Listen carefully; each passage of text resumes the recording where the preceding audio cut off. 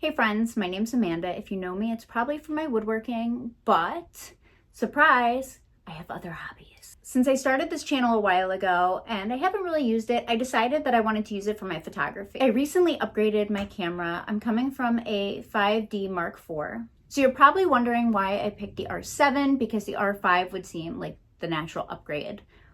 But I had a couple reasons. One, when I switched to a full frame camera, I found that I really missed the crop sensor because I mostly focus on birds. I mean, wildlife in general, but around me, it's just mostly birds and macro. I do plan on getting the R5, but I think I'm just gonna wait a few months. And that way I can use that one for landscape, which I don't do as often, and use the R7 for the stuff that I do normally, birding and macro. Like I said, I just got the camera yesterday and I had an opportunity to take it out. I also bought a couple lenses, the 100-500, and I also got a macro lens, but that's not here yet. It's coming today. So hopefully I'll be able to show you that next week or in a couple days. Who knows? Who knows how often I'll upload. So like I said, the reason I picked the R7 is because of the crop sensor and honestly, the affordability. If you're looking for tips and tricks from professional photographers, you will not find that here. I know the tips and tricks because I've been doing this for a very long time and I will share them with you, but also sometimes I ignore them.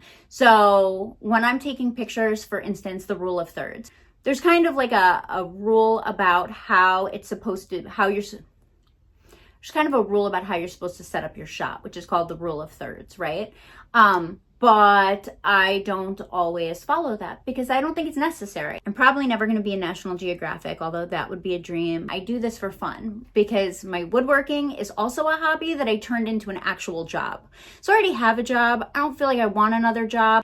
I feel like I want something I can do and relax. Now, with that said, I do follow some of the rules and I'll show you, while I'm doing it, which ones I do follow. But a lot of times when it comes to editing and setting things up, I do what I find looks best. I know the glare is really distracting, but I have to wear glasses, so it is what it is. So I will offer you all the tips and tricks on hobby photography, on bird photography, on macro photography, on the equipment that I use, which won't cost you tens of thousands of dollars. And I will, show you my work and hopefully you like it. Maybe you'll learn something. Who knows? So the first thing I noticed about the R7 is the same thing. If you've looked into the camera, it's the same thing everybody complains about. The autofocus sucks. It does. It's not enough to make me want to spend $1,900. It's on sale. Like the R5 is on sale right now, by the way. I shoot mostly in manual, although sometimes I'll do shutter priority. It just depends. I'm not a stickler for things. I know people are like, you have to stay in manual. Wow. The shutter is also loud, so birds can hear it. But that's okay too, because honestly, I am, again, a hobby photographer. Most of my pictures come from my backyard or by my river. I get the same freaking birds almost all the time. Cormorants, herons, egrets, robins. I have 1.5 million opportunities to shoot them. I sometimes get bald eagles, which is fun. Nothing that I'll never get the opportunity to shoot again. Now, maybe if I was like traveling, I would already have the R5 as my main camera just because of the other little issues, but I'm not. All that to say, if you're looking for affordability and you're looking for a camera that will do the trick, I think the R7 is fine. I don't think you need to spend the extra money. Plus, think about this, and this was my issue with my 5D. You're also not just purchasing the lens, you need an extender. So I feel like quality-wise, it comes out to pretty much the same thing. So like I said, I took the camera out yesterday. The things that I really like about it, I like how clear the pictures were. I did get noise at higher ISOs. It is what it is. But you know what? Technology's come so far that doesn't even matter anymore. Like Lightroom, Topaz Labs, all those have the denoising and they work really, really well. It used to be back when I first started that if you had too much noise, the picture was unusable. Like it looked horrible. Now it doesn't matter. Isn't that crazy? I'll show you a couple of the pictures that I took yesterday that I really liked, and I'll show you what I mean by I don't really follow the rules. I'm a rule breaker. That was so dumb. I'm sorry. Pretend I didn't do that. This pigeon shot that I got is actually my favorite shot that I got yesterday, which is crazy because coming from New York City, who would have thought that I'd be taking close-ups of pigeons, but I still think they're adorable. And I do edit my photos. If you're interested in seeing how I edit them, then I can walk you through that too at some point. But here's the other cool thing about being a hobby photographer. You don't need to spend hundreds upon hundreds of dollars to edit on your computer when there's lots of phone apps that can do very similar things. So I thought we could do some fun things on this channel besides just showing you my work, because that's fucking boring, right? But I could show you, I'm gonna be building like a, I know what I wanted to tell you. So I have this idea for shooting birds in my backyard where I'm going to incorporate my woodworking by just building like a little stand. And then if you ever have shot macro or you've seen macro, a lot of times you'll notice that people use cards for the back, and the cards have colors. And that way everything's not kind of the same and you can choose your background and it's not busy back there. I'm gonna make the same thing for birds in my backyard.